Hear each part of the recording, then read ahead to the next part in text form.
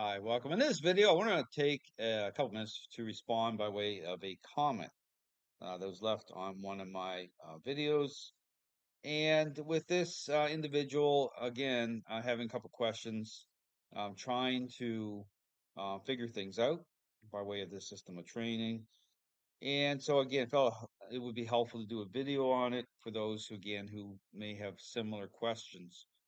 Now, some of these questions here I've actually answered on some other videos, but again, having to sort through, I have a lot of content. So again, I want to put a video out answering this person's specific questions. Now, this individual goes on, I'm going to say something, I buy into no one trainer or some ideology. Heck, I'm an oil field worker, not a dog trainer. I never had or needed a trainer. It's all simple stuff, even the rehome dogs I have been given. I watch everyone and everything if it doesn't make sense. And that's, so here's the thing. Again, I talk about putting everything to the test. I mean, I mentioned years ago, you have to start somewhere. I started within the framework of learning, okay, back in like 1993. But again, as you move forward, any trainer should say, well, put everything to the test. I mean, that's the way it should be. Expect not everyone is articulate and cannot put thought or concepts into words. So often I will also watch multiple dogs. They train and see what they are doing. I spent probably 6 to 8 hours trying hard to understand what exactly you were doing. And I watched the Miracle Canine podcast with you as a guest a couple times. Took notes because I noticed that you jump from subject to subject and have your own definitions and terms. And this is true. When I talk about investing in the system of training, I would encourage people to start off perhaps, reading my guides, my training guides. And from there, you can start way back on my YouTube channel. I have videos from 10 years ago. You can start and just slowly kind of make your way through. And the other thing too is I have my consult, okay, my FaceTime consult available. So for questions. So there's all sorts of ways to kind of navigate. But also I get again lots of free content on my YouTube channel where if you watch especially my board and train videos, and this is where the member area option is helpful. And again, when I plug certain options, I mean, you go into the member area option, I have a lot more video content there. So that's my board and train videos where you hear me talking through all of it, okay, in terms of what I'm doing, why I'm doing it. So here it says, actually, I'm not sure entirely understand everything. I know you are proactive. Intercepting is the word I think you used, like nudging. Yeah, that's true. So it's about being proactive in terms of understand that once a relationship problem is already underway, and this is the dialed in part of it. I talk about that trainers are not dialed in that way. Dialed into what I call stinking thinking. Okay, so even to get um, you know, to be able to put the relationship in proper context as to what you're dealing with, it comes through again a interaction based method. Okay, being dialed in that way.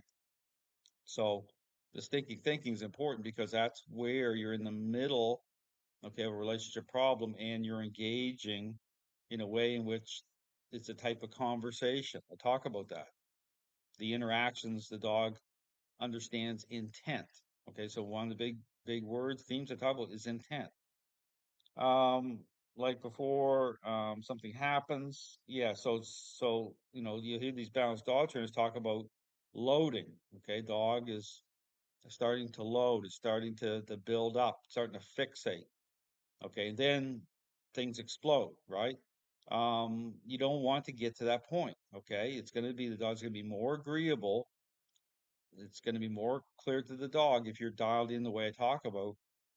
So you're intercepting those moments of stinking thinking. But that's one of the big kind of leaps or the big, you know, um, themes that can be very problematic for people to get dialed in that way. Okay. It's like, and I talk about this, it's this all in mentality.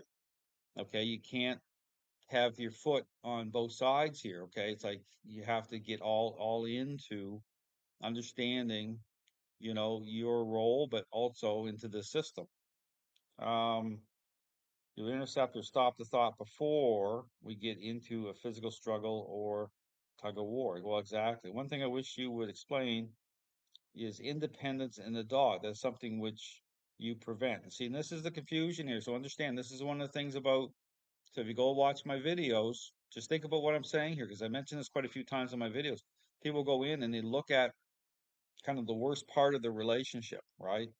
And so, for example, if I'm onboarding a dog, if I'm entering a relationship problem, I'm entering in the worst part of that relationship for that owner.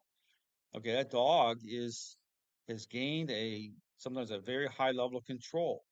So it's going to look a certain way. It can look very tyrannical with what I'm doing, right? Because the structure has to come into play. I'm engaging at the level I'm engaging in terms of that level of thinking. And so it's going to look that way. But again, my encouragement, this is where I always tell people, is like, consider the parent example. Okay, as a parent, okay, consider us, you have that epiphany moment or that moment in the relationship where that child is out of control. Okay, you've got all the information, right? What is that going to look like? Okay, as a parent, it's going to look very tyrannical if you're dealing with a child. You got to put that structure in place. You're in the child's airspace. It's going to look like micromanaging, right? It's going to look but that's temporary.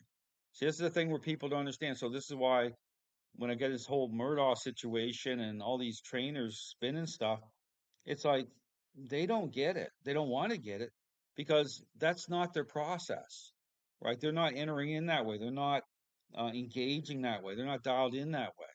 So for them, it's all about rushing forward and, trying to generate a picture, right? This whole thing about free will, right? Talk about free will.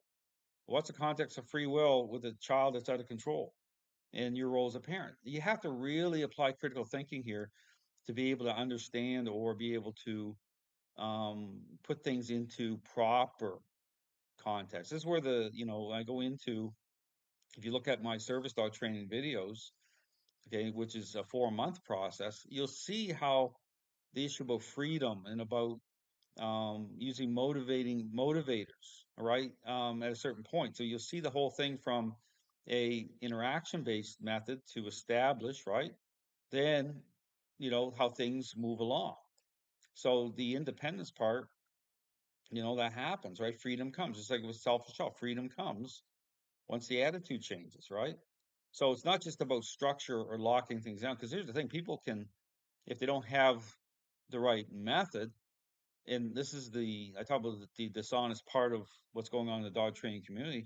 There's so many dogs that are on lockdown, right? There's owners and trainers that are just managing problems. They have these dogs that are created 24/7, and they avoid everything. And these dogs are reactive; they can't trust anything, and there's no change happening at all. So through this system, it's structure, right? The crate, but then change actually happening, okay, through the right conversation, through the method. All right. So just understand that when you're looking at my videos, you're going to see a lot of content because that's going to be my focus, right? Is on that part, the worst part of the relationship. And so you're not going to see a lot of me marketing a certain way with these, off leash dogs. That's all that can all be a really kind of fake and phony picture anyway with these trainers. Understand that there's a big issue here in the dog training world that you have to apply critical thinking. So I noticed you mentioned thinking quite a bit. It sounds as though unless I want you doing X, you better do X. For example, I watched Odin the Corso. He was not allowed to look. A simple look was enough to have him sit. Are you doing that to put the dog into the absolute follower mindset? Yeah, I understand. So, the thing about how active I am, how proactive I am with intercepting. Again, that goes into this whole thing about where, what level is that dog at? Okay, a look just isn't a look. That dog is, and here's the thing: when I'm engaged, this is one of the other things about these type of dynamics. when the dog knows, okay, the dog understands, the dog will get more desperate, okay, when that transition's happening, okay, when that dog knows that when that dog knows that they have that individual connected to them that is starting to engage in that type of power play, okay, the the the the real issue is really going to come to the surface. So it's a type of interplay that you have to have the experience. This is the thing about looking at my videos and then the difference between looking and doing. Okay, so there's a big part of this that um, people are trying to analyze what's happening. You have to go all in. Okay, I'll make that very clear. And that's a choice. It's not just marketing, but in the system of training, there's no, there's so much that comes through, being standing right in front of me and going through the whole system. Okay, there's no, I could write 10 more books on the system.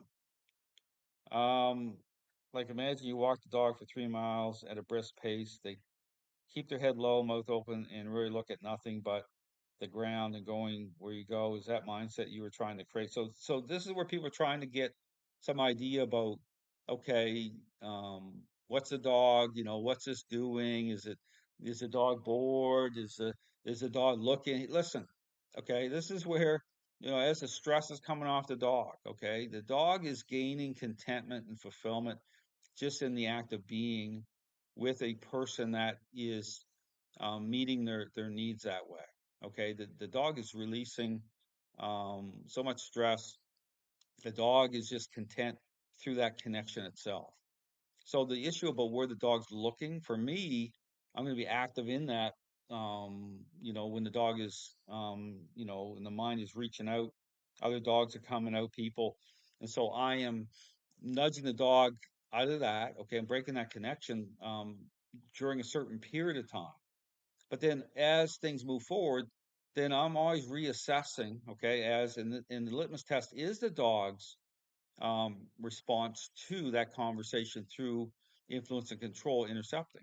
When a dog gets to the point of just basically not caring, okay, not caring in the sense of the dog's just relaxed and the dog is just, the focus will shift. That's the other thing. The head turns inwards, the focus shifts, the stress comes off the dog. There's all sorts of indicators through what you're doing that's going to provide that information to start to, so the method itself is going to diminish that way. Okay, the connection is established in such a way that you're connected with the dog at a very deep level. The dog is with you, and the stress off the dog, and the dog's head turning towards another dog or whatever is just becomes just a look. Okay, that all happens. Okay, through the process. I says with no thinking, looking, just following. Like I noticed there was no talking when the dog is in absolute fine. So, yeah, so it's not about conversation. It's not about words that way. Commands come in, but then when the focus changes through, right, through the interactions themselves, that's what changes the perception. That's what changes the focus. That's what creates the association to the commands, so that they become powerful. Okay, so I hope this is helpful. But my encouragement is understand that there's so much that, and for people who are looking at this system of training and trying to make sense of it, you know, I would encourage you to actually go through the courses. I mean, it's not just a plug that way. I mean, but a word of caution. I've had a couple people go through take the courses, and they weren't happy with everything because they didn't let go. They were balanced dog trainers. They thought they could just, incorporate some of the stuff in and make it work out somehow. It doesn't work that way. You have to let go. This is not a balanced system. This is not a learning based system that way. It's an interaction based. It's totally different, which is a good thing. So my encouragement is to be all in. But if you're looking at my videos and you're trying to, discern and make sense of things, that could be kind of challenging, especially if you're an already established dog trainer. So, but again, I understand there's nothing hidden here. You can put everything I say to the test. Watch my videos, but hopefully this video is insightful. If you have questions, again, the FaceTime option's there for people to have more questions. I can talk you through everything, help you make sense of it. But again, I talk about the 1 percentile dog is the dog that's going to push you to gaining high insight. So if you're interacting with dogs that are very challenging, that's going to be helpful as well, to be able to incorporate everything in to be able to gain insight. So anyway, thanks for watching. Hope you have a great day.